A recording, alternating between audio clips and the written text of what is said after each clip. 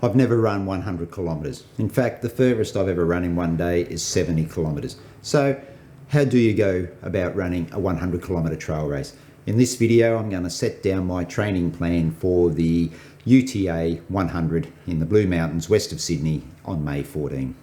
Alright guys, I've got about 19 weeks until UTA 100. I've set down a little bit of a training plan which I'm going to go through with you here on the computer in a minute, but I'm hoping that by showing you this training plan that might be able to strike up a little bit of activity between myself and other people out there who have an experience with running 100 kilometre trail races and longer. I'm not 100% sure if I've got everything right. Have I got too much? Have I got not enough? Is there something else that I should be concentrating on? Is there something that I should be putting into the training plan? Obviously, nutrition and hydration is just another chapter of this preparation for UTA 100. What I want to do is go through this training plan, show you what I've got, and if you do see any holes in it, please hit me up in the comments down below. Send me an email, reach out to me on Instagram, Facebook, whatever, Strava. This is going to be all trial and error over the next 19 weeks. I've broken the training plan up into 3 blocks, a base building block, more race specific training block, and then the final 2 weeks will be a taper. Alright, so let's just call this up here on the computer. Now, what I like to do with all my training plans for goal events is mark the date of the goal event, work backwards. Work out how long your taper is going to be. I like a 2-week taper. It's worked well for me in the past with the marathons. I'm just going to stick with a 2-week taper here. So because there is 19 weeks until race day, I've broken this up into 2 training blocks.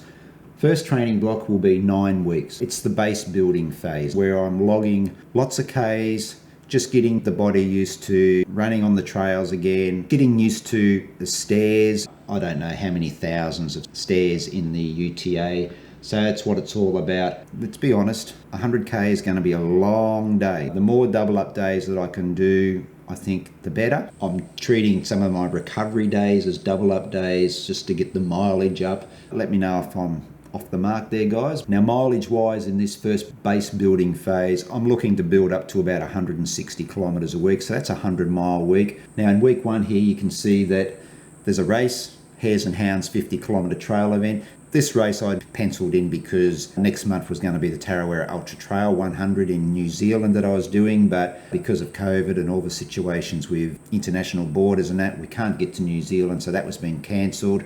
But Hares and Hounds is still on. Probably not greatly prepared for the 50K race, but I'm still going to go there and treat it as a training run. So week 2, planning to have a pullback week after that first 50-kilometer race. I'll just drop back to 100 kilometers a week and just do some easy running on the roads. Planning to do a few of these pullback weeks through these training blocks. Week 3, just keeping the Ks high. Planning to do some regular speed sessions in this program. That speed session will be with a group, maybe some of the athletes that I'm coaching at the moment. It's just to add a little bit of variety to the training plan.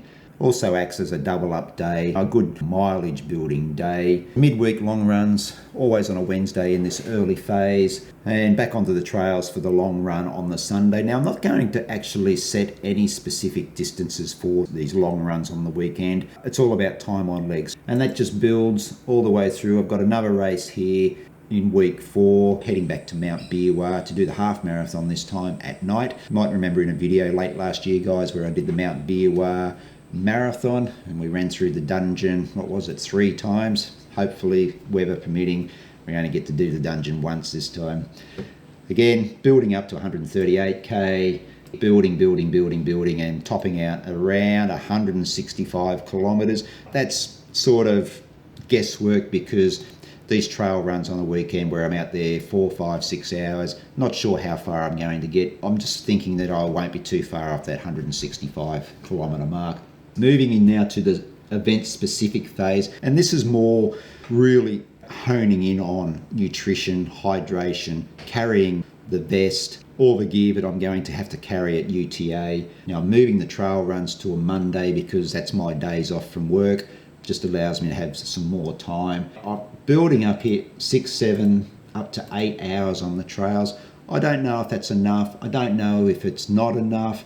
But my planning here is that what I'll do is I'll park the car somewhere and go out, come back every sort of 2.5 hours, and use the car as a bit of an aid station or a checkpoint. So, you know, I'll have my food that I need there, then I just keep coming back. Yeah, I don't know. You know, as I said, this is all trial and error. I'm new to this sort of distance. I'm new to working out what I'm going to have to eat, and then if that's too much or if it's not enough or if I should be doing something else, please let me know in the comments, because I need your help.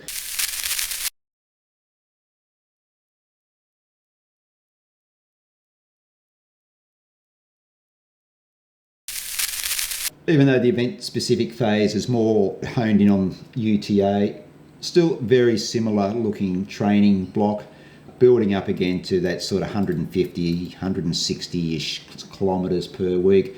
There is an event in there about 6 weeks out from the UTA. I'm going to go and do a 50-kilometre trail event at the Yandina 50, which is on the Sunshine Coast, which is about an hour north from here. Midweek long runs, building up to 33 kilometres, building up the stairs as well in the runs. So, you know, 10, 12K, an hour on the stairs after those runs. Park run every Saturday. There'll be some park runs in here where, you know, I'll open the throttle up a little bit and have a little bit of a faster park run, but on the whole, most of these park runs will be nice and easy. And then we're into a taper at the beginning of May for UTA there on May 14. That is the training plan. I've got some musts up here that I need to do: hills, trails, some speed, midweek long runs, park run. That's just the staple of these 2 training blocks that I'm doing. Couple of races in there, couple of faster park runs, just trying to keep the mileage high, trying to keep the body healthy. Yeah, we'll just see how it goes. The body feels really good at the moment. Over Christmas, New Year, I've kept the mileage up over 100 kilometres a week. Just bear in mind too that, you know, this is a lot of mileage that I'm planning to do, but it's mileage that's going to be done at an easy pace.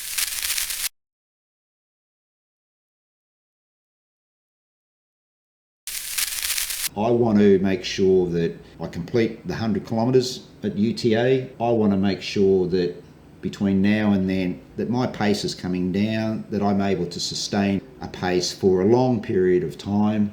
I've also got to get used to having more stops for hydration, having more stops for nutrition, and that's something that I'll be working on. Yeah, a little bit anxious, I guess you could say, but I'm excited as well to not only take part in the event, but just to see how the body's going to cope with such a heavier running schedule than I've had probably at any stage in my 40 years of running. Hope you come along for the ride, guys. Any tips for me in the comments down below? Really would appreciate that.